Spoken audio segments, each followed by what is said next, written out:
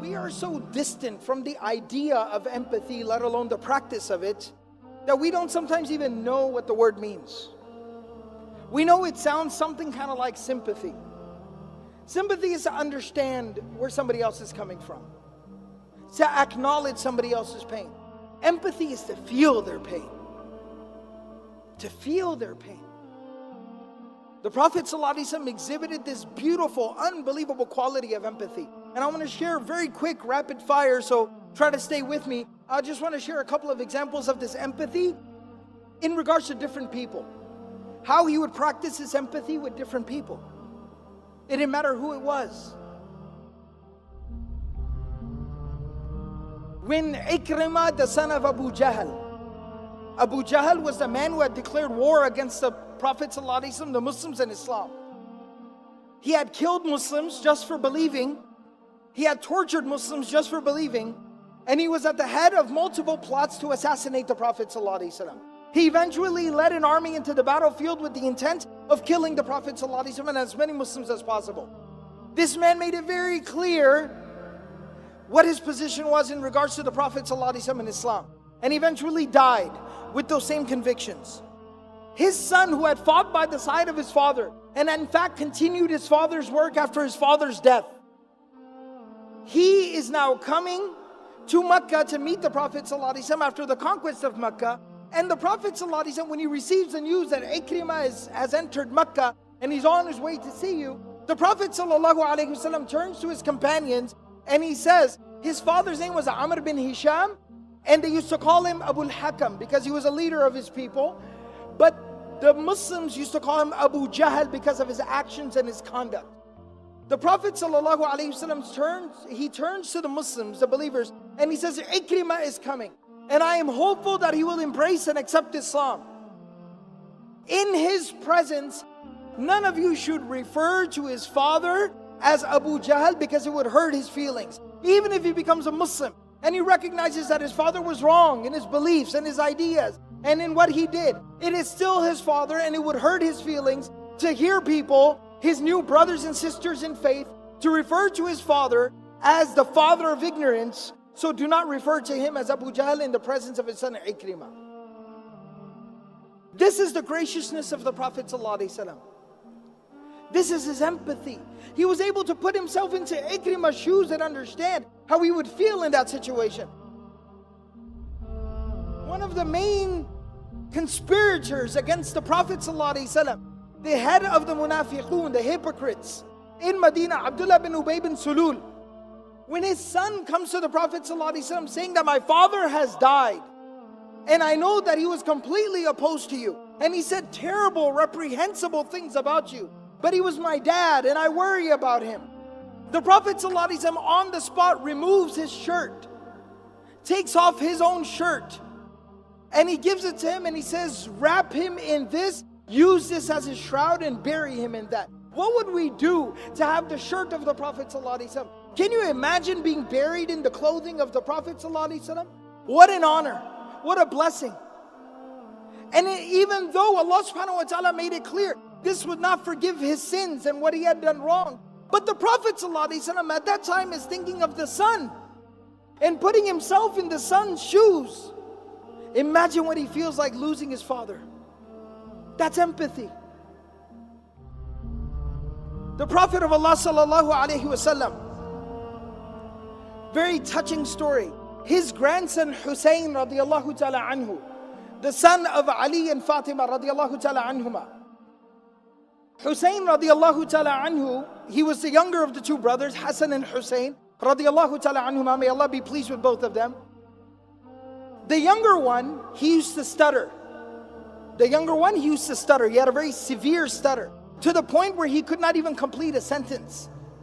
It would take him forever to finish a sentence. And what makes it even worse is, as a child, this is very, very traumatic and very detrimental to the development of a child. What makes it even more difficult is the fact that the older brother, Hassan radiallahu anhu, was very, very eloquent and well-spoken and a very gifted public speaker. So think about the pressure that put on the younger brother, stuttering so much. And so he used to stutter so much. And you know, when kids start to get a little bit older, they're 4 or 5 years old, they start to develop a little bit of, courage, and they like to talk. One time, the Prophet ﷺ is sitting with quite a few companions, and his grandsons are sitting with him, and the younger one who stutters, he starts to chime in and say something. Because they love their grandfather, they're used to talking to him, he starts to say something. And the Prophet ﷺ used to afford each and every person so much respect that when somebody would speak, he would become quiet. He would not just turn towards them with his face, he would turn towards them with his chest, and he would look at them while they spoke. And so he starts to speak, and the Prophet ﷺ stops and turns towards him.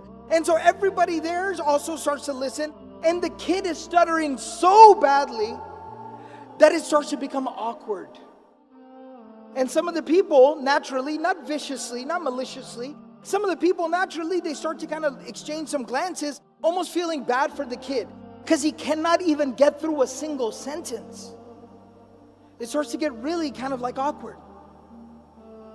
And the Prophet ﷺ never once interrupts him. He does not finish his sentence for him. But the companions, they say, they looked at the face of the Prophet ﷺ on how is he reacting, and they said he had a big old smile on his face, and he was looking at Hussein radiallahu ta'ala anhu, smiling and listening to him quietly. He didn't care if it took 5 minutes for him to finish what he was saying, but he let him finish what he was saying. And when he was finished saying whatever he was saying, the Prophet ﷺ at that time turns to everybody else that is sitting there, because everyone was so weirded and awkwarded out. He turns to everyone and he says, لَقَدْ وَرَثَهَا عَنْ عَمِّهِ مُوسَى. He inherited this from his uncle Moses. Referring to Musa alayhi salam and the fact that he used to stutter. That don't feel bad for him, envy him that he shares a trait with one of the great prophets of God, Musa alayhi salam. He turned that negative into a positive, putting himself in that child's shoes and realizing what he needed at that time. He needed love and support and acceptance for who he was, for however he was. And the last story about empathy that I'll share here is a very touching story. Bashir radiallahu ta'ala anhu, a companion of the Prophet ﷺ, he was an Ansari. He had gone out for one of the campaigns, the military expeditions. And when the Prophet ﷺ did not go on this particular journey, so when they would return back, he would go outside of Medina to welcome them back. And all the kids whose fathers had gone out, they would also go out there to welcome their fathers and their brothers and their uncles, etc. home. So they're out there and they're all waiting for people to come back. And as slowly everybody is coming back, and the Prophet ﷺ would wait, and then he would come at the back of the army. He would be at the end watching over everybody, the shepherd. And the son of Bashir radiallahu ta'ala anhu, standing there, climbed up on a rock looking for his dad.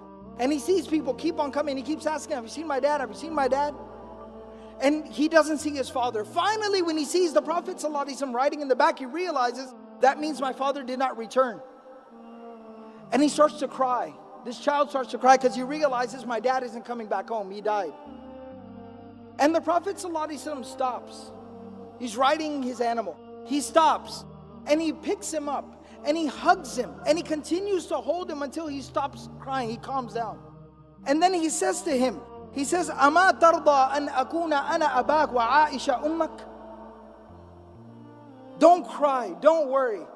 If you need a father, I will be your father from today, and Aisha will be your mother from today. To embrace somebody else's child as your own. Empathy. And look how it beautifies a person's conduct and character.